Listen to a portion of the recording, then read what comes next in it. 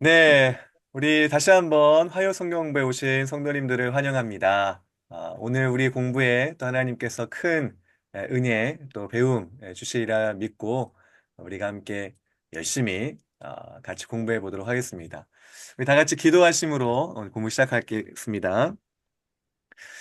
사랑이 많으신 우리 주 하나님, 우리의 아버지가 되시고 그 전능하신 능력으로 참으로 이 벌레만도 못한 죄인을 사랑하시며 변화시키시며 하나님의 자녀 삼아 주시니 감사드립니다. 이제 하나님의 자녀가 된 우리 귀한 성도님들 함께 모여 화요 성경 공부 참여하려고 합니다. 이 시간에 우리에게 하나님의 귀한 뜻을 깨닫는 은혜가 있게 하여 주시고 또 전하는 자나 듣는 자 모두에게 한 성령께서 참으로 그 마음까지 움직이시며 변화시키시며 하나님의 그 뜻을 깨닫고 경험하는 귀한 시간 되게 하여 주옵소서. 특별히 오늘 성찬의 내용을 한 번 더 깊이 생각하려고 합니다. 성찬을 통하여 우리에게 주시는 하나님의 그 은혜의 방편이 어떤 것인지, 그 유익이 무엇인지를 오늘 깊이 깨달을 수 있도록 도와주시옵소서. 감사드리며 우리 주 예수 그리스도의 이름으로 기도합니다.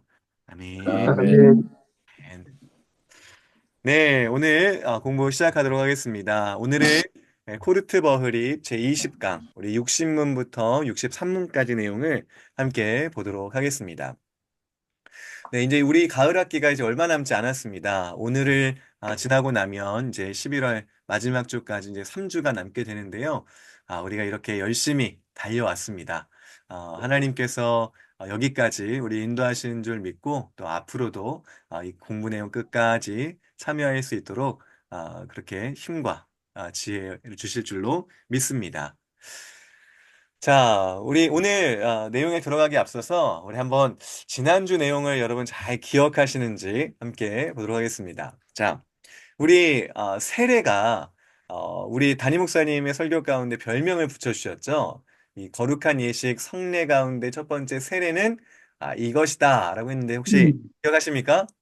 출생신고다. 이야, 우리 서은수 권사님 좋습니다.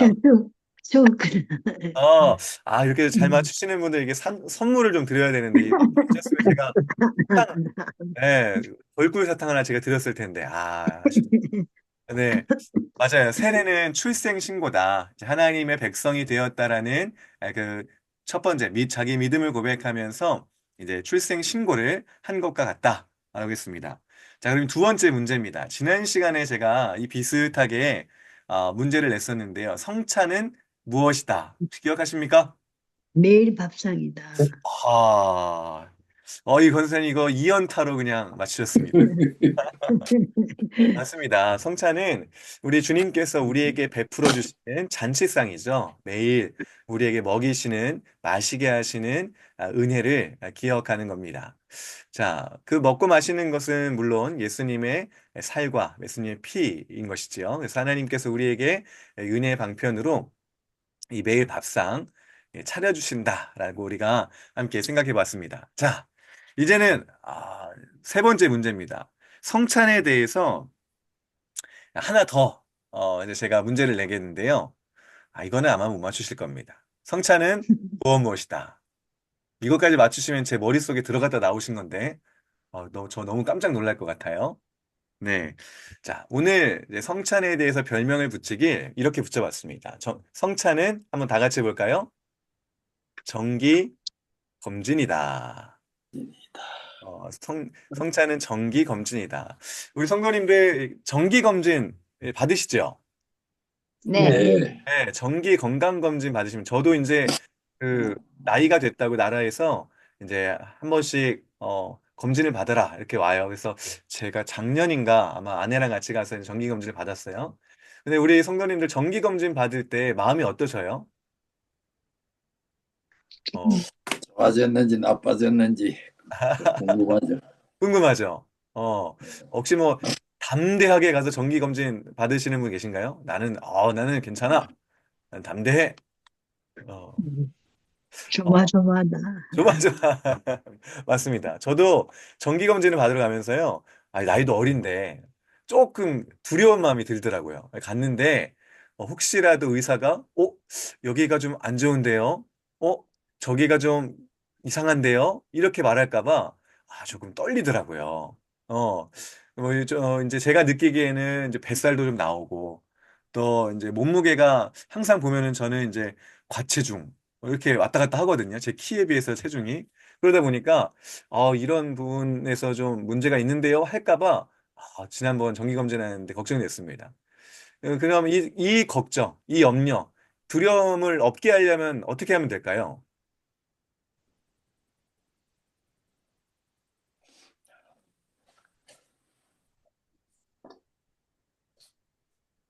처방대로 매일 잘 지켜야 되겠죠.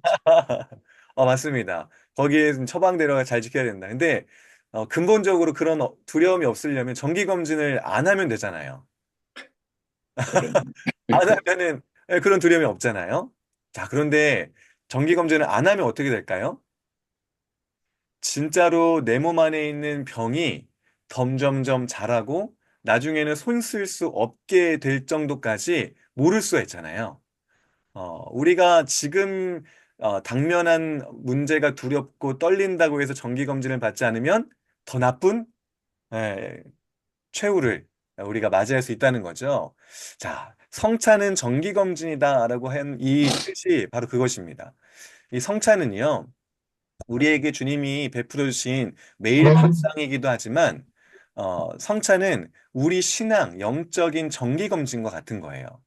그래서 이제 앞으로 우리가 살펴보겠지만 성찬을 하기 앞서 우리는 자기 자신을 돌아보고 내 믿음을 돌아보고 내 영적인 현재 상태를 점검해 보는 기회로 우리에게 주님이 주신 것이죠. 성례라는 것, 세례와 성찬 역시 주님이 우리의 믿음을 강화하기 위하여 주셨다고 우리는 배웠는데요. 그 강화한다는 것은 그냥 덮어놓고 좋든 좋지 않든 그 위에 그냥 쌓아 올리는 게 아니고요. 좋은 것은 더 좋게 쌓이지만 우리의 안 좋은 점들을 발견하고 그것을 끄집어내서 제거하고 그리고 정말 우리에게 바르고 의로운 가운데 더욱더 믿음이 자라나게 하고 또 강하고 굳건하게 하시기 위하여 이 성례를 허락하셨다는 거죠. 그러니까 우리는 성찬을 통해서 베풀어질 때마다 자기 자신을 영적으로 정기 검진하는 것이다. 이렇게 좀 설명을 드릴 수 있을 거예요. 이 내용을 이제 오늘 우리가 내용 가운데서 더 깊이 좀 생각해 보기를 원합니다. 자, 우리 육신문 한번 읽어보도록 하겠습니다. 제가 문제를 읽겠습니다. 빵과 포도주가 그리스도의 살과 피로 변화됩니까? 아닙니다. 아닙니다. 아니다. 세례의 세례의 물이 물이 그리스도의 그리스도의 피로 피로 변하지 않는 것과 변화되지 않는 것과 마찬가지입니다. 마찬가지입니다. 네. 자, 이제 우리가 지난주에 성찬에 대해서 이제 한번 살펴봤고요. 주님께서 이것은 약속하신 것이고, 이 성찬을 통해서 우리에게 은혜를 베풀어 주신다는 걸 배웠습니다. 그런데 이제는 이 성찬의 그 내용에 관련된 거예요. 빵과 포도주, 성찬에서 베풀어지는 빵과 포도주가 그리스도의 살과 피로 실제 변화되는가? 어떤 의미가 있는가? 이걸 우리에게 묻고 있는데요. 우리의 고백은 그것이 실제 살과 피로 변하는 것이 아닙니다. 마치 무엇처럼 세례의 물이 그리스도의 피로 변하지 않는 것처럼 우리 세례를 통해 세례 때 베풀어지는 그 물이 그리스도의 피로 변하진 않잖아요. 그런데 그 의미는 뭐죠? 그리스도의 피가 나를 깨끗이 씻어주시고 나의 죄가 죽고 새롭게 태어난다. 이런 의미로 우리는 세례의 물을 받지요. 마치 그것처럼 빵과 포도주 역시 실제로 변하는 것이 아니라 우리는 그 의미, 영적인 주님의 그 은혜를 경험하는 것이다. 이렇게 생각하게 됩니다. 자, 우리가 이렇게 고백할 수밖에 없게 된 이유가 있습니다. 역사적인 이유가 있는데요. 바로 우리 종교개혁이 되면서 이제 종교개혁자들이 왜 종교개혁을 일으킬 수밖에 없었는가? 비성경적인 중세 로마 카톨릭, 이 교리에 있어서 우리는 그것을 받을 수 없다. 왜? 성경에 그렇게 가르치지 않기 때문이다 하면서 종교개혁을 했죠. 그것 중에 하나가 바로 이 성찬과 관련되어 있던 겁니다. 로마 카톨릭은 화채설이라는 것을 주장합니다. 이 화채설은요, 예수님의 살과 피가 이 빵, 포도주가 빵이 실제 예수님의 피와 살로 바뀐다라고 그렇게 말하는 것이죠. 자, 그들의 근거는 요한복음 6장에 대부분 나와 있어요. 6장을 가지고 이것은 정말 실제 예수님의 살과 피가 변한다, 피로 변한다, 피가 되어야 한다라고 주장하는 것이죠.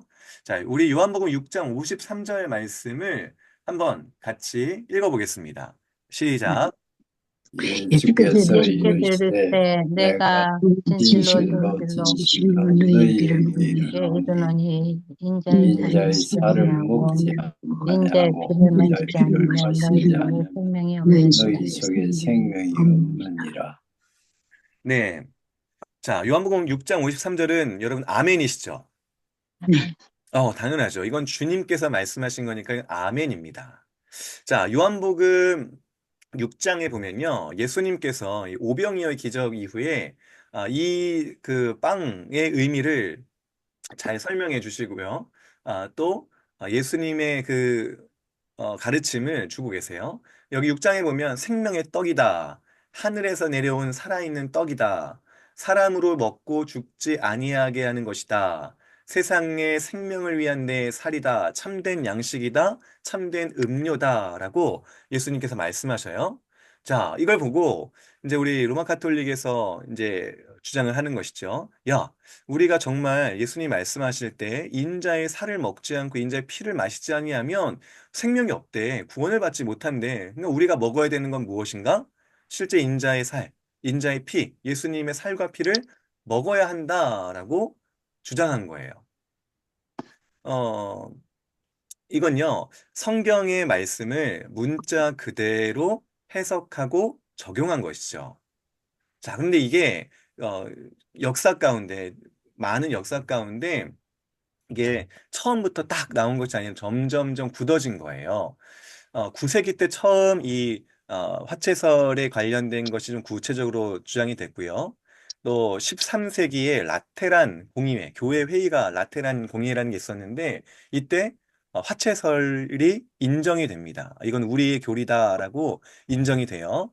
그리고 종교개혁이 아주 활발하게 일어났을 때 이 종교개혁자들이 이 성찬에 있어서 이것은 실제 예수님의 살과 피가 아니다. 그건 성경이 말하고 있는 게 아니다라고 했을 때 트렌트 공의회, 다시 한번 또 한 차례 공의회가 모여서 13번째 모임 때 아니다. 우리는 화채설이 분명하다고 믿는다. 그래서 완전 도장을 꽝 찍어버립니다. 사실 초기에 우리 뭐 교부들이라든지 이런 사람들의 글을 보면, 좀 왔다 갔다 해요. 예수님의 실제 살과 피를 우리가 성찬에서 먹는다. 또 어떤 쪽에서는 아니다. 그것은 기념이다. 이렇게 왔다 갔다 하다가 결국, 로마 카톨릭은 어떻게 갔냐면 실제 살과 피로 변한다라는 쪽으로 간 거예요. 근데 이제 우리 종교개혁자들이 보니까, 이거는 실제 살과 피를 먹으란 말이 아니다라고 해석을 한 것이죠. 자, 왜 그러냐면요. 요한복음 6장에 이 근거가 있었다고 했잖아요. 근데 종교개혁자들 역시 이 요한복음 6장을 올바르게 해석하는 걸 근거로 삼습니다.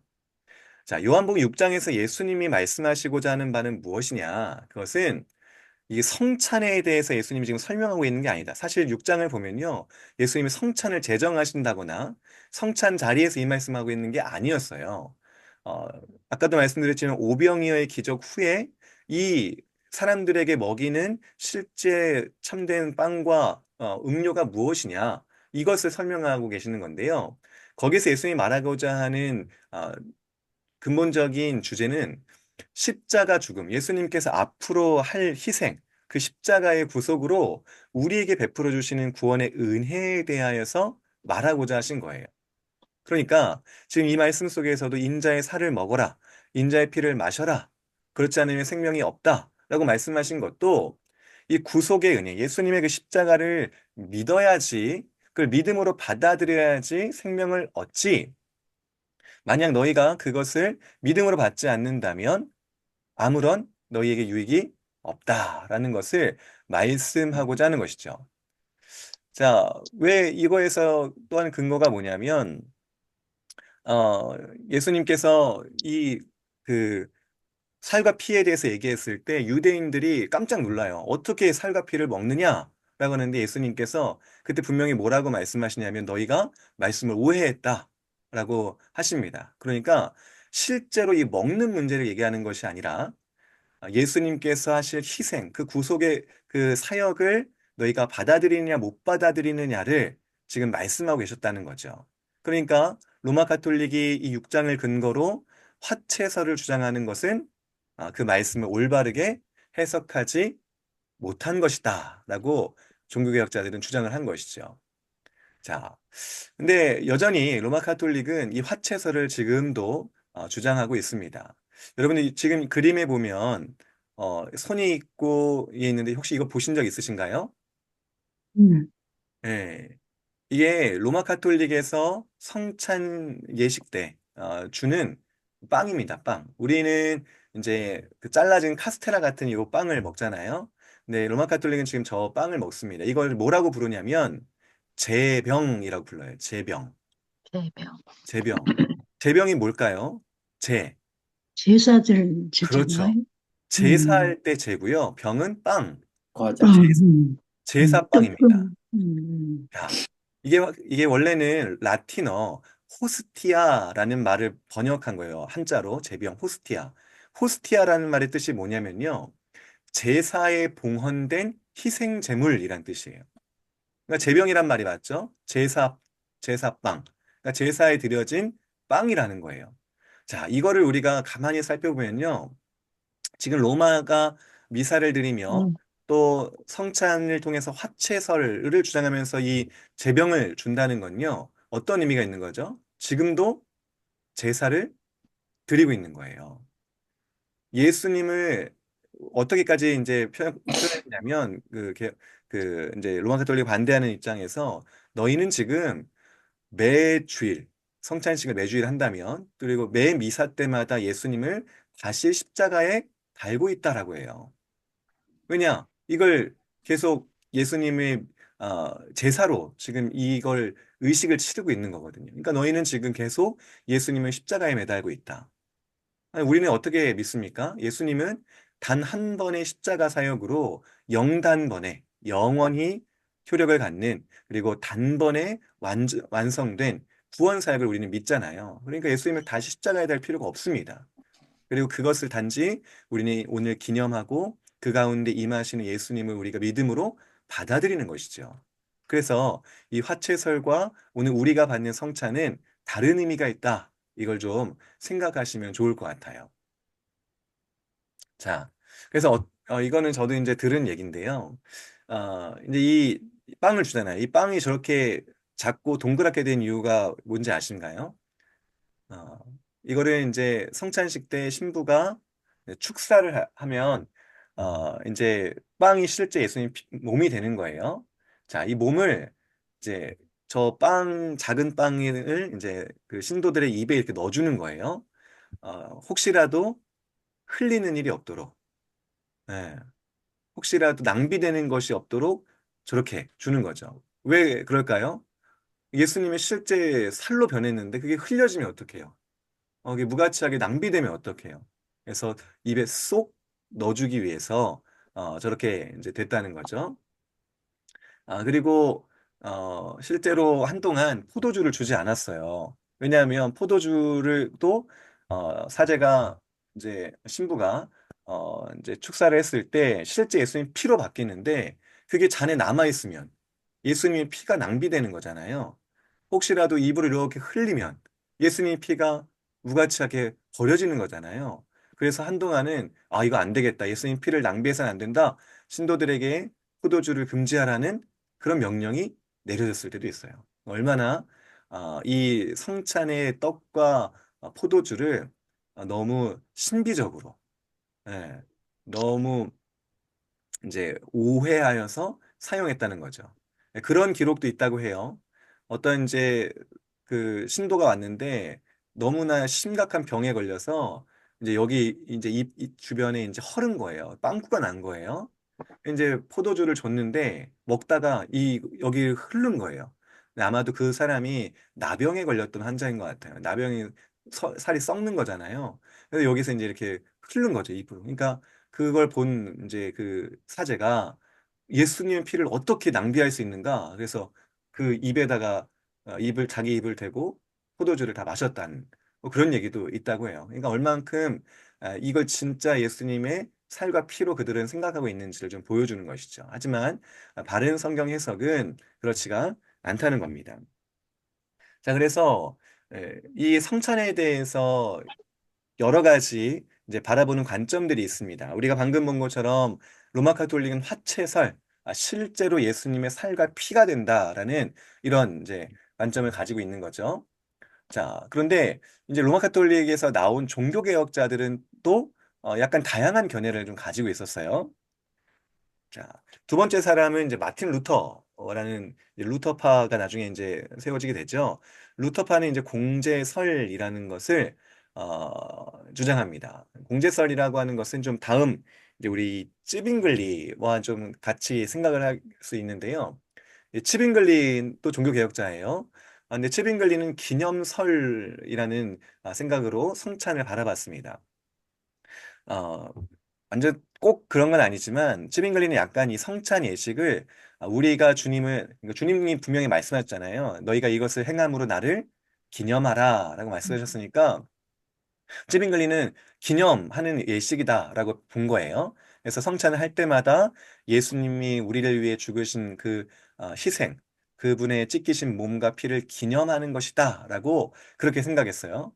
근데 이제 마틴 루터가 같은 개혁주의, 개혁주의, 개혁, 종교 개혁을 이룬 사람이지만 마틴 루터는 그 로마 가톨릭의 화채설과 치빙글리의 기념설 그 사이 중도를 좀 걸었다고 봐요, 보통. 그래서 기념까지는 아니고 그렇다고 또 화채설까지도 아닌. 그래서 성찬이 베풀어질 때 거기에 예수님께서 함께 하신다. 어, 이렇게 생각을 했다는 거죠. 성찬 때 떡과 잔 주변에 예수님께서 임재해 계신다라고 그렇게 봤어요. 그러니까 완전 기념설도 아니고 완전 화채설도 아니고 그 중간 선에 있었다는 것이죠. 음. 자, 그런데 이제 우리 어, 개혁파라고 부르는 개혁파의 성찬에 보통 우리가 믿고 또 생각하는 바는 칼빈의 생각을 따릅니다. 칼빈은 영적 임재설이라고 우리는 보통 부르지요. 성찬 때 주님께서 이 떡과 이 포도주에 영적으로 함께 하신다. 그러니까 실제 몸과 실제 피로 변하지 않지만 예수님께서 우리가 이 예식을 할 때마다 그 가운데 영적으로 임재하셔서 실제 예수님과 연합하고 예수님의 그 희생에 우리가 참여하고 예수님의 그 생명에 우리가 참여하는 것으로 그렇게 아, 우리는 믿고 성찬을 받는다는 것이죠. 그래서 영적으로 임재하신다. 실제적으로 임재하시는 것이 아니라 실제적으로 임재하는 거는 화채설이고 영적으로 임재하셔서 그 주님의 모든 은혜를 우리가 누리게 하신다. 이렇게 우리는 믿습니다.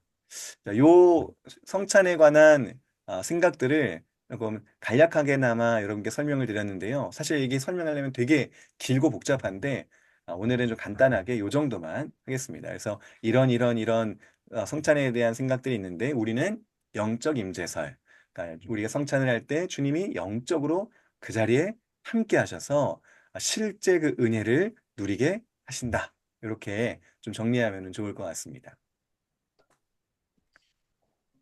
자, 61문으로 그럼 가보도록 하겠습니다. 제가 문제를 읽도록 하겠습니다. 당신은 성찬에 참여하기 전에 무엇에 힘을 써야 합니까? 나는 나는 나 나는 나 자신을 자신을 돌아보아야 돌보아야 합니다. 합니다. 우선 우선 나는 나는 나의 나의 태도인데 죄로 인해 나 나 자신을 자신을 미워하고 미워하고 있는지. 있는지, 그래서 그래서 하나님 하나님 앞에서는 앞에서 나 자신을 자신을 겸손히 겸손하게 하고 하고 인지으려고 있는지려고. 하오니, 다음으로 나는 나는 그리스도로 그리스도로 말미암아 말미암아 나의 나의 모든 모든 죄들이 죄들이 용서받았음을 용서받았음을 확신하고 확신하고 있는지이려고. 있는지려고. 마지막으로 마지막으로 나 나 자신이 자신이 계속해서 그리스도에서 모든 모든 선한 일에 선한 일을 신실하게 신실하게 행하며 영의 행하며 살기로 살기로 결단하고 결단하고 있는지 있는 여부입니다. 여부입니다. 네. 자, 성찬에 참여하기 전에 무엇에 힘을 써야 합니까? 이제 이 질문이 나온 것은요, 우리 성경 고린도전서 11장 28절, 29절 때문에 그렇습니다. 나 자신을 돌아보아야 합니다가 이제 그 의미인데요. 그 고린도전서 11장 27절에서 29절인데요. 제가 한번 읽어드릴게요. 그러므로 누구든지 주의 떡이나 잔을 합당하지 않게 먹고 마시는 자는 주의 몸과 피에 대하여 죄를 짓는 것이다. 사람이 자기를 살피고 그 후에야 이 떡을 먹고 이 잔을 마실지니 주의 몸을 분별하지 못하고 먹고 마시는 자는 자기의 죄를 먹고 마시는 것이니라. 아멘. 자, 여기서 뭘 말하고 있냐면요. 성찬이 오히려 그 먹고 마시는 자의 상황에 따라, 태도에 따라, 어, 죄가 될 수 있다고 하는 거죠. 그 주님의 몸과 피에 대하여, 죄를 짓는 것이다. 또, 분별하지 못하고 먹고 마시는 자는 자기 죄를 먹고 마시는 거예요. 그러니까 이게 지금 믿음을 강화하고 우리가 하나님 앞에서 더욱더 거룩해져 가는 그런 방편으로 우리 하나님 주셨는데 오히려 어떤 부분에서는 어떤 사람에게는 죄를 더하는 그런 일이 될 수 있다는 것이죠. 그래서 우리는 성찬에 아무나 참여해서는 안 된다라고 말합니다. 주님이 제정하시고 주님이 제자들에게 주셨고 우리 영적인 은혜를 더 확고하게 하기 위한 것인데 그러나 성찬의 이 거룩한 의미, 그 가치를 이해하지 못하고 또 바르게 인식하지 못하면서 여전히 죄 가운데 계속 살면서 성찬을 계속 받으면 복이 될 수 있다는 것이죠. 우리 성도님들도 어떤지 모르겠습니다. 성찬에 우리가 자칫 아무 생각 없이 참여하다 보면 어떤 마음의 변화가 찾아올까요? 아무 생각 없이 성찬에 참여하다 보면 성찬 예식을 한다는 게 식상해지죠. 네, 식상해지고 나중에는 이 성찬이 내 삶과 아무 관계가 없는 그냥 종교적인 하나의 의식으로 전락해 버리는 거예요. 이게 계속 이런 상태가 반복되면 어떻게 됩니까? 예수님의 피나 예수님이 우리를 위해 달리신 그 십자가에 감동하질 않아요. 무감각하고 강팍한 우리 마음이 되는 것이죠. 그래서 우리는 성찬에 대하여서 아무나 참여하는 것이 아니라 자기를 돌아보며 참여해야 된다라고 우리는 보는 것이죠. 우리 지난 주일에도 그 목사님의 설교 가운데 잠깐 나왔는데요. 가장 불쌍한 그리스도인이 어떤 사람인가? 가장 불쌍한 그리스도인 어떤 사람인가 했을 때 구원의 은혜를 받았는데 그 구원의 은혜를 제대로 누리지 못하는 사람들 그렇게 사는 그리스도인이 제일 불쌍한 사람들이라고 말해요. 저는 성찬에도 그게 적용된다고 생각합니다. 이 성찬이 정말 우리에게 귀하고 복된 예식인데 그게 정말 나에게 어떤 의미가 있고 무엇 때문에 주어지는지를 모르고 성찬을 받는다면 우리는 그 은혜를 누리지 못하고 참여하는 것이고 여기 말씀처럼 오히려 죄를 지으며 더하고 있는 것과 마찬가지라는 것이죠. 그래서 우리는 자기를 살피고 그 후에야 이 떡을 먹고 이 잔을 마시라 하는 말씀에 우리는 자기 자신을 적용해야 하는 것이죠. 그래서 우리는 이렇게 말합니다. 오늘 61문 이제 후반에 나오는 이제 답인데요. 성찬은 누가 참여할 수 있는가? 라고 했을 때 우리 오늘 이 답에서는 세 가지를 얘기하고 있습니다. 첫 번째, 자기 죄를 고백하고 참으로 애통하는 사람. 이게 첫 번째 나오는 답이에요. 내가 어떤 죄가 있는지 하나님 앞에서 진실하게 고백하고 그 죄를 지은 자기 자신을 참으로 슬퍼하며 그 죄를 애통해하는 사람이 성찬에 참여할 수 있는 것이죠. 두 번째, 그렇게 지은 죄가, 내 죄가 오직 예수 그리스도를 믿음으로써 용서받았다고 믿고 확신하는 사람. 애통하는 것으로 끝나는 게 아니라 그 죄를 해결할 길이 무엇인가? 오직 예수 그리스도뿐이다. 그래서 그분을 믿는 믿음으로 하나님은 나를 용서해 주신다라는 그 믿음과 확신이 있는 사람은 성찬에 참여하게 되는 것입니다. 마지막으로 세 번째인데요.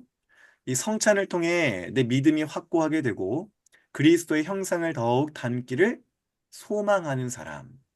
여전히 나는 죄를 짓고 죄인이지만 그러나 내가 이 성찬을 통해서 예수 그리스도를 받고 누림으로 내가 더욱 거룩해져 가고 하나님의 그 원하시는 그리스도의 형상으로 내가 자라나며 더욱더 닮아갈 줄로 믿고 그것을 간절히 소망하는 사람은 성찬에 참여할 수 있는 것이죠. 자, 이렇게 이 세 가지를 얘기했는데요. 우리 일반적으로 교회는 누가 성찬에 참여할 수 있도록 하죠? 아무에게나 성찬을 주는 게 아니라 어떤 조건이 하나 있어요.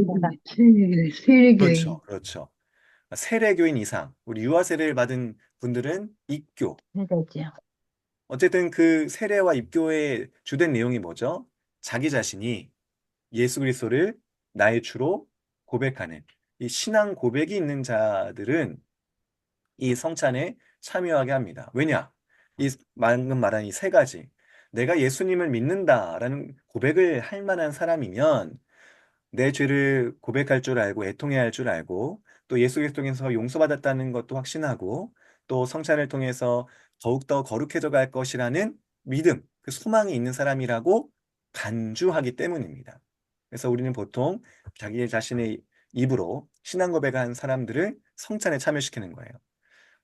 유아 세례자들은 성찬에 참여시키지 않습니다. 유아 세례 받았다고 해서 입교하기 전까지는 성찬에 참여시키지 않습니다.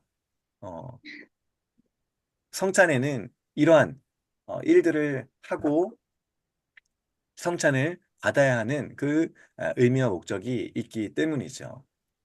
자, 그럼 여러분 이렇게 생각할 수도 있을 거예요. 자, 이런 조건, 또 이러한 상태가 된 사람이 성찬에 참여하게 된다면 어떤 사람들은 좀 이제 두려워하는 거죠.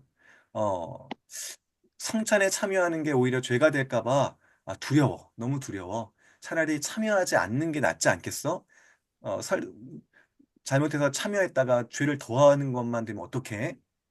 이렇게 생각하는 사람들이 간혹 있을 수 있어요. 그래서 내가 예전에 이제 저희 그 아버지가 이제 신무하시는 교회에서 이제 다닐 때 그렇게 저희 아버지가 이제 성찬 전에 선포를 하셨어요. 자, 이 떡은 아무나 먹어서는 안 됩니다. 자신을 분별하는 사람들만 먹어야 합니다. 혹시 죄가 있는 사람, 죄가 있거나 또 거리낌이 있는 사람들은 드시지 마십시오라고 이제 선언을 하시죠. 그러면 이제 근데 어떤 분들이 안 드셔요. 분명히 세례도 받고 또 입교도 했는데 안 받으십니다. 왜 그런가? 자기 자신을 이제 믿지 못하겠다는 거죠. 혹시 정말 그래서 나 죄 있는데 안 먹는 게 차라리 낫겠다라고 하시는 분들이 있었어요. 자, 그런데 우리가 이 성찬에 그 분별하고 먹어야 된다는 그 의미를 오해해서는 안 됩니다. 지금 이 분별하고 먹어라라고 하는 것은 그 교훈의 초점이 뭐냐면요. 믿음과 회개함으로 주님께 나오라. 하나님께 나오라는 거예요. 우리 주님이 어떤 분이신가? 이 성경의 이사야서에 보면 42장 3절에 상한 갈대를 꺾지 아니하시고 또 꺼져가는 등불을 끄지 않으시는 분이다. 라고 말씀하시죠. 그러니까 우리 주님께 믿음을 가지고 회개함으로 나아가는 자는 하나님께서 다 받아주신다는 거예요. 불필요한 두려움을 가질 필요가 없고요. 오히려 이 성찬을 통해서 베풀어지는 그 은혜를 더욱더 사모해야 하는 것이죠. 살 수만 있다면 미리 한 주 전이든 두 주 전이든 성찬이 거행된다라고 하는 것을 우리가 안다면 회개와 또 진실한 주님 앞에 엎드림으로 자기를 깨끗하게 하고 나오는 것이 필요합니다. 또 그렇게 생각하지 못했을 때는 그 전날이든지 그 당일이든지 주님, 내가 이런 죄가 있고 또 이런 하나님 앞에서 참 부끄러운 사람입니다. 그러나 이 성찬을 통해 베풀어지는 죄 용서함과 예수 그리스도의 은혜에 참여하기를 원합니다 하면서 더욱더 간절하게 더욱더 회개함으로 주님께 나오라는 주님의 부르심인 거예요. 그러니까 내 성찬을 통해서 죄를 더하면 어떡하지? 이 생각이 아니라 내 성찬을 통해서 더 주님 앞에 간절하게 회개함으로 나아가야 하는구나를 하며 알고 성찬에 참여해야 한다는 것이죠. 자, 오늘 우리 모두에게 마찬가지입니다. 오늘 우리도 이 성찬에 참여할 때마다 그 이미 그 전에 나 자신을 깨끗하게 회개하며 주님 앞에 나 자신을 내어드리고 예수님을 통하여서 죄 용서함 받았다는 확신 가운데 내가 더욱더 주님의 형상 닮기 원합니다. 라는 그 간절한 기대를 가지고 성찬에 참여해야 하는 것이죠. 음. 그래서 우리가 성찬의 빵 그리고 성찬의 포도주를 손에 잡지 않습니까? 자기 손으로. 그랬을 때 내 손에 잡힌 빵과 포도주처럼 실제로 예수님이 나를 위해 희생하셨다 하는 것을 성찬을 통해서 우리는 확인할 수가 있는 거예요. 우리에게 은혜, 실체적인 사건으로 예수님의 희생이 우리 가운데 전해지고 있는 것이죠. 그런 성찬을 우리가 어떻게 마다할 수 있겠습니까? 어떻게 우리가 그것을 건너뛸 수 있겠습니까? 더욱더 우리가 그 성찬 받기를 사모하고 붙잡아야죠. 그래서 우리가 이 의미를 생각하면서 우리가 성찬에 참여하면 좋겠는데요. 우리 이제 12월 둘째 주, 12월 8일이 되겠는데요. 12월 8일에 이제 마지막 이번 연도 성찬식이 거행이 됩니다. 그래서 이제 한 달 남았어요. 어, 한 달 남았는데 우리가 이 화요 성경부 공부에 지금 참여하신 분들은 오늘 이 의미를 알고 미리 매일매일의 삶을 하나님께 드리면서 그 성찬을 통해서 이 의미들이 내게 충만히 경험되어도록 주님 역사하여 주옵소서. 기도하면서 이 성찬을 준비하셨으면 좋겠습니다. 자, 우리 다음으로 가겠습니다. 자, 62문과 63문을 우리 좀 같이 읽겠는데요.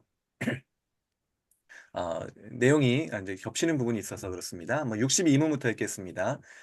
사악한 교리를 따르거나 난폭한 삶으로 이끄는 자들 역시 이 성찬에 참여하게 됩니까? 안 됩니다. 됩니다. 왜냐하면 그것 역시 하나님의 언약을 더럽히고 그의 진노를 온 회중에게 초래하기 때문입니다. 자, 여기서의 이 사악한 교리를 따르거나 난폭한 삶을 이끄는 자들은요, 우리 앞에서 봤던 이제 자기 몸을 분별하라, 이건 개인적인 의미인데요.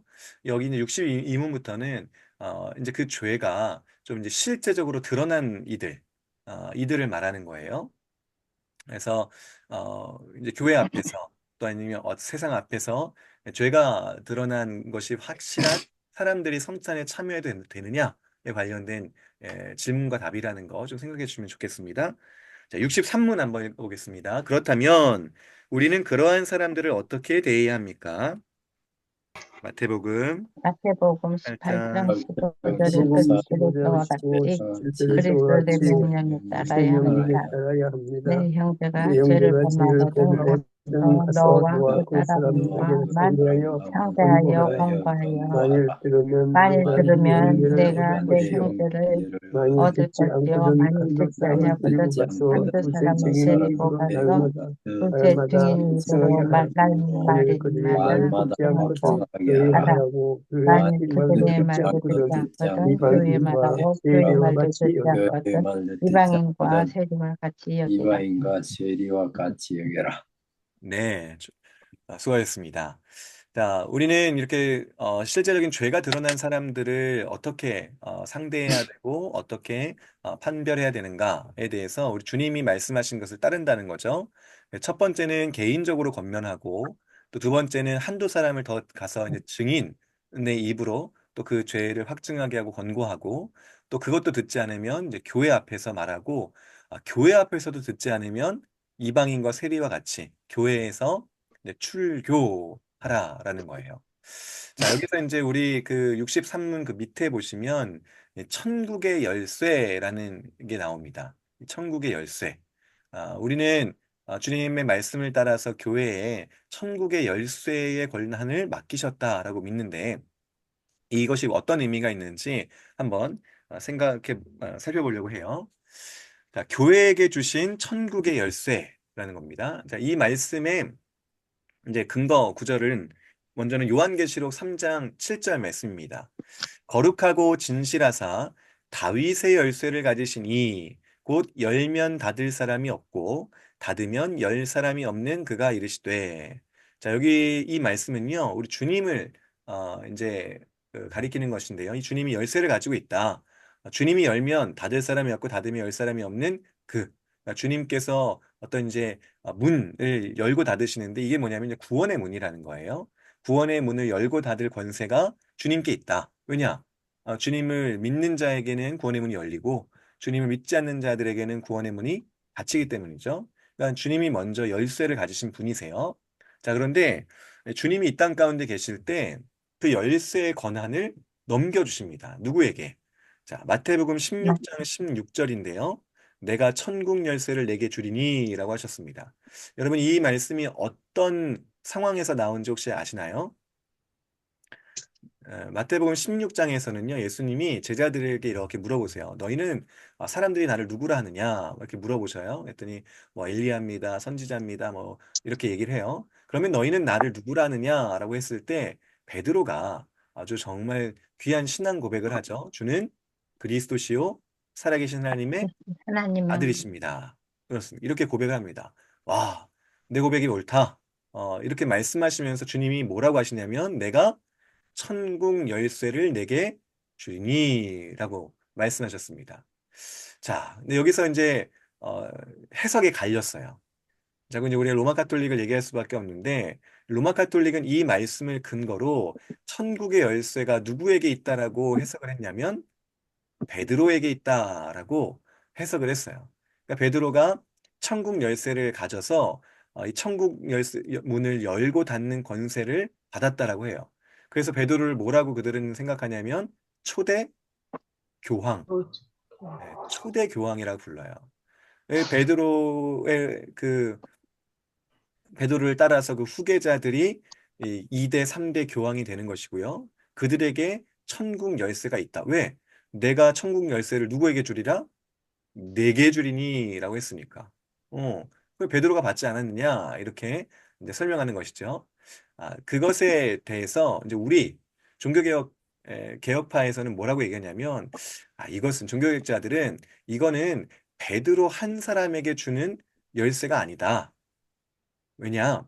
이 원어 해석에서 따라서 보면 베드로, 이 베드로란 사람에게 준 것이 아니라 아, 그 베드로가 했던 신앙 고백에 따른 그 고백을 하는 자들에게 천국 열쇠를 준 것이다라고 그렇게 해석을 해요.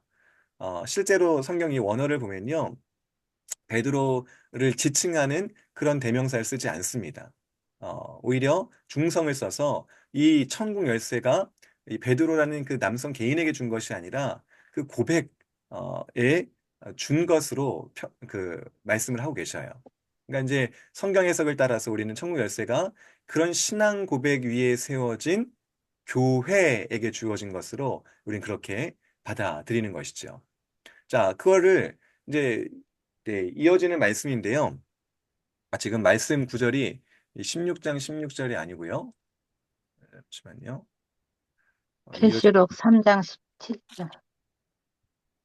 아니요. 거기가 아니고 죄송합니다. 대부분 16장. 네. 자, 16장 잠시만요.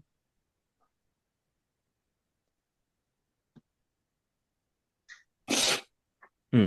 그 아까 말씀드렸던 베드로 개인에게 한 것이 아니라 이 반석 위에 내 교회를 세우리니라고 하면서 그 권세를 이기지 못하니 내가 천국 열쇠를 내게 주리니 할 때 그 교회에게 주신 것으로 분명히 말씀을 하시죠. 그리고 제가 잠깐만요. 네, 19절이죠, 19절. 지금 맨 진실로 너희에게 이르노니 이 말씀 땅에서 무엇이든지 매면 하늘에서도 매일 것이요 내가 땅에서 무엇이든지 풀면 하늘에서도 풀리리라. 자, 이 말씀을 하십니다. 어, 이 말씀은 이제 제자들에게 하고 계시거든요. 그러니까 이 베드로 개인뿐만 아니라 그 고백 위에 세워진 모든 교회, 모든 하나님의 나라에 속한 백성들에게 이 말씀을 주고 계시는 거예요. 교회를 세우리 그 교회에게 주겠다 말씀하십니다. 자, 여기서 이제 천국 열쇠라고 했을 때 이 천국이 무엇인가? 이게 좀 중요해요. 어, 이 천국이 어떤 것인가? 우리가 보통 천국을 생각하면은 이제 죽어서 가는 곳이라고 이제 생각을 하게 되는데요. 천국은 죽어서 가는 곳, 여기서 말하는 천국은 죽어서 가는 곳을 말하는 것이 아니고요. 오히려 왕이 통치하는 영역, 왕이 다스리는 영역을 천국이라고 말합니다.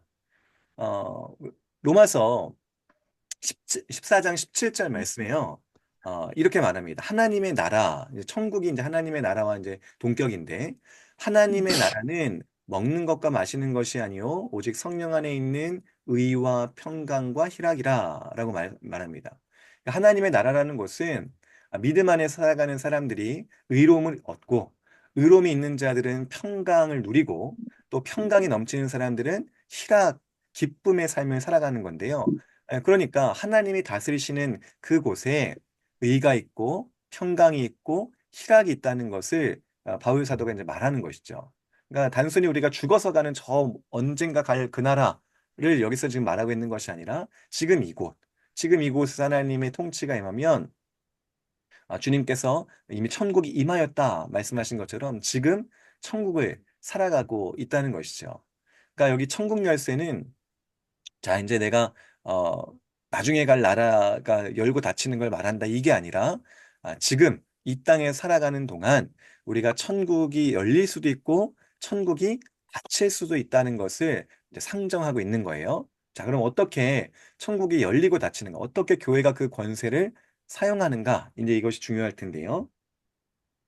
교회에게 주신 천국의 열쇠는 이제 두 가지. 우리 주님의 말씀에서 열고 닫는다라는 것으로 우리가 이제 교회가 천국의 열쇠를 시행하는 그 방식을 생각해 볼 수 있겠어요. 자, 이제 문이 열렸죠? 문이 열리는데 여는 권세가 있습니다. 자, 교회가 어떻게 천국의 문을 여는가라고 했을 때 천국의 문을 연다라는 것은 이 복음 설교, 말씀 사역이 바로 여는 권세입니다. 어, 말씀 사역이 어떻게 문을 열죠? 문을 여는 권세가 맞나요?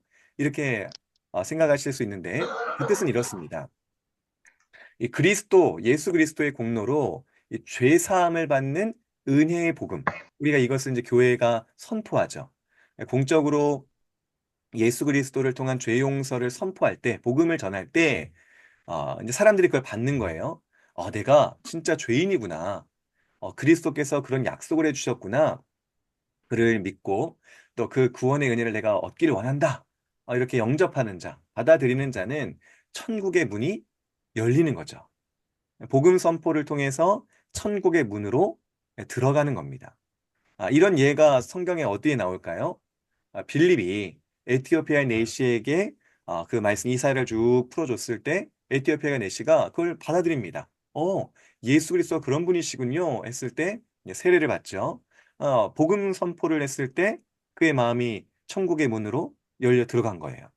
또 오순절날 많은 사람들이 예루살렘에 모였어요. 근데 거기서 베드로가 복음을 선포합니다. 예수 그리스도가 구약에서 약속된 그 그리스도다. 근데 너희가 그를 죽였다. 라고 하니까 막 사람들이 막 이제 부들부들 이제 어떡하지? 어떡하지? 어찌할 구원을 어떻게 얻을 수 있겠습니까? 회개하여 세례를 받고 구원을 받으라. 베드로가 외쳐요. 그때 많은 사람들이 예수님을 영접합니다. 이건 역시 복음 선포가 이루어졌을 때 그 사람들이 자기의 죄를 깨닫고 회개하고 예수 그리스도를 영접함으로 천국의 문이 그들 가운데 이제 열린 거예요. 또 바울이 이제 루디아라는 여인을 만났을 때 루디아에게 복음을 전했죠. 루디아가 그 복음을 받아들이고 자기 모든 집 사람들이 그 복음을 다 받습니다. 천국의 문이 복음 선포를 통해 열린 것이죠. 그러니까 이 선포를 통해서 그 말씀 가운데 들어있는 복음, 그 복음의 주인이신 예수 그리스도를 영접하면 천국의 문은 열리는 거예요. 하나님의 통치 안으로 그가 들어가는 것이죠. 네. 자, 그러면 이렇게 여는 권세가 있다면 닫는 권세가 있습니다. 자, 닫는 권세는 뭔가? 이거는 권징 수행, 권징의 실행입니다. 권징에는 이제 여러 가지가 있는데요. 그중에 이제 강한 권징은 이제 수찬 금지, 성찬을 못 받게 하는 거. 그보다 이제 더 심한 이제 권징은 이제 출교, 교회에서 쫓아내는 겁니다. 자, 이게 왜 닫는 권세가 되는가? 죄를 지었음에도 그 죄를 지적했을 때 회개를 하지 않으면 하나님의 진노, 그리고 하나님의 영원한 정죄가 그 사람에게 임하게 된다는 것을 이제 공적으로 선포하는 거예요. 그런데도 예수님을 믿지 않고 회개하지 않는 사람은 이제 이런 어, 권징을 통하여서 그가 하나님의 통치 또 하나님의 나라에서 이제 멀어지고 있다, 배제되었다는 것을 이제 그에게 알려주는 것이죠. 수찬 금지, 성찬에 배제된다는 게 뭔가요? 예수님이 나를 위해서 희생하고 나를 위해 찢으신 몸, 피에 참여하는 것이 성찬인데 그것을 받지 못함으로 그 연합함에 지금 내가 참여하지 못하게 되는 거예요. 그러니까 믿음이 강화하게 될, 믿음을 확인하게 될 기회가 지금 없어지는 거죠. 출교라는 것도 뭐예요? 복음 설교, 말씀 사역에서 그가 배제되고 그가 들을 기회가 지금 없어지게 되는 거예요. 얼마만큼 지금 심각한 내 상태인가를 이제 알게 하는 것이죠. 그래서 이런 권징을 통하여서 교회는 그 천국의 문을 닫는 일을 한다라는 것입니다. 자, 여러분 그 말씀 사역, 이 여는 권세는 주로 누가 부여받았는가? 이제 보통은 이제 교회에 세워진 이제 목사들에게 주님께서 보내신 이 목회자들에게 이 말씀 사역이 이제 어, 사명이 주어졌죠.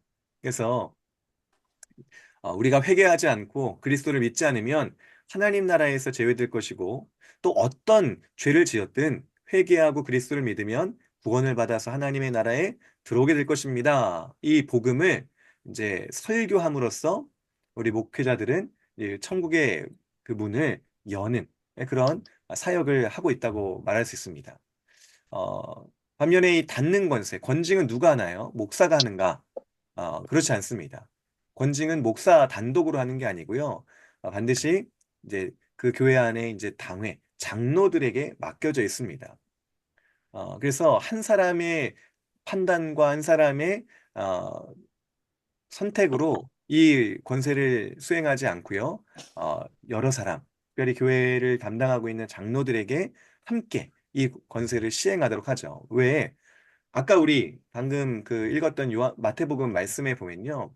처음에는 개인적으로 다가가서 한 사람이 경고하게 하고 돌이키지 않으면 두세 사람이 가서 증인이 되어서 권고하게 하고 또 정말 심각한 죄일 때는 교회에게 알려서 교회 장로들을 통해서 공적으로 권고하게 했고 내 완악해서 회개하지 않는다? 그러면 온 교회의 이 거룩함, 영적인 순결을 위해서 이 죄인을 교정하기 위해 마지막 조치로 이제 주님의 명령을 따라서 그를 이 교회가 출교시키는 겁니다. 자, 그래서 이 말씀 사역은 목회자에게 좀 달려 있다고 본다면 이 권징은 교회의 장로들에게 달려 있다. 이렇게 좀 생각하시면 좋을 것 같아요. 자, 그런데 이 권징을 할 때 아주 중요한 게 있습니다. 이 권징은 그 사람을 정말 죄인이라고 이제 멸망을 당하게 하려고 권징을 하는 것이 아닙니다. 우리가 어, 오해하여서 권징을 정말 아예 교회와 이제 발을 끊게 하고 정말 어, 당신은 이제 우리 박사람입니다라고 하려고 권징을 한다 생각하시는 분들이 있는데 그렇지 않다는 거죠. 권징의 가장 궁극적인 목적은 구원을 위한 것입니다. 구원. 그 형제가 그 죄 가운데 계속 거하여서 결국 멸망하기를 바라는 것이 아니라 오히려 지금 하나님의 심판이 그 일을 계속할 때 회개하지 않을 때 하나님의 심판이 그 엄중한 하나님의 진노가 임할 것이다 라는 것을 알게 해서 두렵게 만들고 그게 정말 부끄러운 일인 것을 깨닫게 함으로 다시금 그리스도 앞으로 나오게 하려기 위해서 권징을 수행한다는 것이죠. 그래서 그 죄인이 회개했다라는 그 증거가 드러나고 확인되면 권징을 교회는 취소하는 것입니다. 네. 취소하고 다시 교회 안으로 들어올 수 있도록 언제든지 교회는 그 문을 열고 있다는 것이죠. 그러니까 권징은 교회 문 닫는 권세이긴 하지만 사실 닫음으로써 열게 하기 위한 구원을 위한 그러한 방편임을 좀 기억을 하셔야 될 것 같습니다. 아, 최근에 이제 교회들에서 권징을 하기가 참 어려워요. 왜냐? 권징을 하면, 에이, 교회가 여기밖에 없어? 다른 교회 가면 되지. 예, 이렇게 생각을 한다는 거죠. 권징에 대해서 정말 잘못 생각하는 겁니다. 자기가 권징을 받을 만한 그런 죄가 드러난 상황이라면 회개하고 돌아오는 것이 맞는데, 그것이 마땅한데, 또 교회는 그것을 그대로 받아주는 것이 마땅한데, 그렇게 생각하는 것이 아니라, 에이, 교회가 여기밖에 없어? 나를 과연 이렇게 부끄럽게 만들어? 내가 다른 교회 가고 말지. 이렇게 하면 그 닫힌 문을 여는 것이 아니라 오히려 더 두텁게 빗장을 지르는 것으로 우리는 그렇게 생각해야 합니다. 그래서 여전히 우리가 죄인이라는 것을 인식하면서 어, 권징을 혹시 시행된다 하더라도 그것이 어, 내가 다시금 복음 안으로 들어오고 하나님의 통치 안으로 들어오게 하시려는 하나님의 은혜의 수단이라는 걸 기억하면서 감사함으로 회개하고 들어올 수 있어야 한다는 것이죠. 자, 누구까지 우리는 의인으로 받을 수 있는가? 예, 세속법에서 형벌을 받아야 할 죄인이 아직도 죄값이 남은 사람들이 있어요. 세속법에서 형벌을 받아야 할 그 죄인이라도 자기 죄를 회개하고 돌이키면 교회는 그를 복음의 이치에 따라서 받아줄 수 있어야 됩니다. 원래 그런 예들이 있죠. 감옥에 있어요. 여전히 감옥에 있어서 형량이 뭐 2년 몇 개월 남았어요. 그런데 그가 그 감옥 안에서 이제 진실하게 회개했다라고 우리가 가정했을 때 우리는 그 사람의 죄의 용서를 선언할 수 있습니다. 음. 우리가 그럼 어떤 예가 있길래 그런가? 여러분들 십자가 예수님 달리셨을 때 그 옆에 매달린 사람 있잖아요. 그 옆에 매달린 사람이 예수님을 거기에서 영접했어요. 지금 그 죄인도 여전히 십자가에 달려서 세속법의 형벌을 받고 있잖아요. 근데 예수님이 뭐라고 하십니까? 네가 오늘 나와 함께 낙원에 있으리라. 네. 예수님이 죄 용서를 해주셨어요. 왜냐하면 그가 예수님을 영접하고 회개함으로 예수님을 받아들였기 때문에 예수님이 죄 용서를 해주셨죠. 우리도 그 예를 따라서 물론 세속법을 따라서 그 사람이 받아야 할 형벌, 그 형량은 받아야 합니다. 벌금을 내야 되면 내야 되고요. 어, 감옥에 유치장이 있어야 되면 있어야 됩니다. 하지만 그가 진실이 회개하고 주님을 영접하였다면 우리는 그에게 복음의 이치를 따라서 죄 용서를 선언할 수 있는 것이죠. 그래서 세속법과 이 복음의 권징, 이 구원의 복음의 사역에서는 그런 차이가 있다는 것을 좀 기억하시면 좋을 것 같습니다. 네, 천국의 열쇠는 주님께서 교회에게 주셨고, 교회는 그것을 통하여서 복음 말씀 사역을 통해서 열고 권징을 통해서 닫는 그러한 방식으로 이 천국의 열쇠를 사용한다. 오늘 마지막 우리가 함께 볼 부분이었습니다. 자, 이렇게 성찬식에 대해서 오늘 다시 한번 두 번째 시간을 가졌는데요. 우리가 오늘 배운 내용을 잘 기억하면서 정말 우린 성찬식에 참여할 때마다 주님의 그 살과 우리를 위해 흘리신 주님의 피를 기억하면서 감사함으로 받아야 되고 또 그것을 정말 우리 손에 붙잡은 것처럼 정말 주님께서 우리를 위해 죽으셨다는 것을 실제적으로 고백하고 경험해야 합니다. 그래서 그것이 실제 예수님의 몸과 피로 변하는 것이 아니지만 영적으로 그곳에 임하셔서 성령께서 우리를 실제로 그리스도와 연합하게 하신다는 것을 생각하시면 좋을 것 같아요. 또 우리가 뭘 배웠죠? 성찬에는 아무나 그냥 아무 생각 없이 참여하는 것이 아니라 오히려 그 전에 나의 죄를 회개하며 애통하고 예수 그리스도를 믿으면 죄 용서 받는다는 것을 확신하고 내가 예수님을 더욱더 닮아가길 원한다라는 소망을 가지고 이 성찬에 참여해야 되겠고요. 또 성찬에 합당하지 않은 자들은 주님께서 맡기신 천국 열쇠의 권한을 통해서 그 문이 닫힐 수도 있다는 것. 하지만 그 닫는 것조차 완전히 배제가 아닌 다시금 주님께로 돌아오게 하기 위한 복음 안으로 주님의 통치 안으로 들어오게 하기 위한 은혜의 기회라는 것을 기억하면서 복음 선포되어지는 복음을 통해서 우리는 계속해서 그 열린 천국 문으로 이제 들어가는 것입니다. 우리 성찬식이 그러한 은혜를 경험하는 시간이 되기를 바라고요. 또 우리 성도님들이 또 그런 은혜 가운데 충만한 주님과 연합을 누리시는 하나님 백성들 되기를 간절히 소망합니다. 아멘. 네, 오늘 내용으로 이제 성찬 모든 내용을 마쳤습니다. 이제 다음 주부터는요, 이제 우리의 감사에 대해서 살펴보게 될 겁니다. 그래서 어, 우리 이제 우리의 감사, 그러니까 우리 이런 하나님의 구원을 받은 자들, 예수 그리스도를 통하여 구원을 받은 자들은 그럼 어떻게 살 것인가, 어떻게 감사하는 생활을 할 것인가가 이제 나오는데요. 네, 그것이 이제 우리의 주님께서 주신 어, 우리의 마땅한 행실들에 대해서 배우게 될 거고요. 또 우리의 기도를 통해서 배우게 될 겁니다. 이제 가을 학기 이제 저와 공부하는 시간은 오늘이 이제 마지막이고요. 이제 다음 주부터 이제 마지막 주까지는 우리 박선중 목사님이 이제 수업을 진행하실 겁니다. 여러분들 지금까지 또 수고하셨고 또 이제 남은 3주간의 또 시간을 통해서 우리가 이 마지막까지 최선을 다해서 예, 주님께서 명령하신 바를 알아가기를 원합니다. 수고하셨습니다. 감사합니다. 고맙습니다. 네. 감사합니다. 수고들 하셨습니다.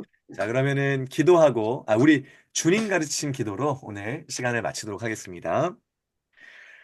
하늘에 하늘에 계신 우리 하나님 아버지여, 이름이 아버지여, 거룩히 이름이 여김을 거룩히 받으시오며, 받으시오며 나라가 나라가 임하시오며, 임하시오며 뜻이 뜻이 하늘에서 하늘에서 이루어진 것 같이 이루어진 것 땅에서도 같이 땅에서도 이루어지이다.